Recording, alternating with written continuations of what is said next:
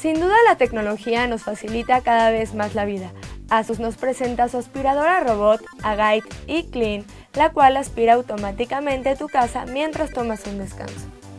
Esta aspiradora limpia cualquier tipo de superficie, puede ser a control remoto o simplemente la dejas porque tiene un timer.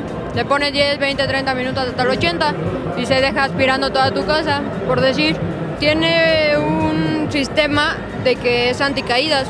Si tienes escalones en tu casa, pues ni te preocupes porque no se va a caer para nada, como puedes verlo, y cuando choca con algo, automáticamente rueda, se da vuelta hasta que sigue su camino.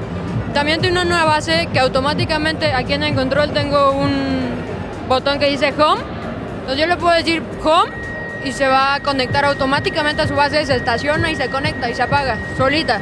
¿Y el control, con el control qué puedes manejar?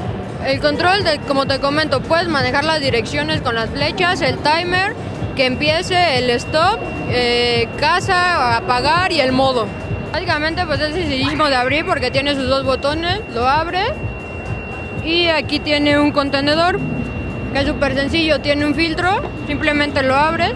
¿Y lo lavas?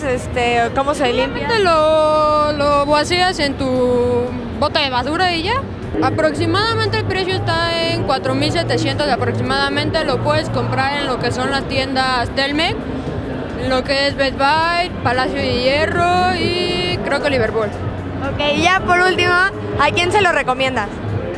No, pues a todas las amas de casa, definitivamente.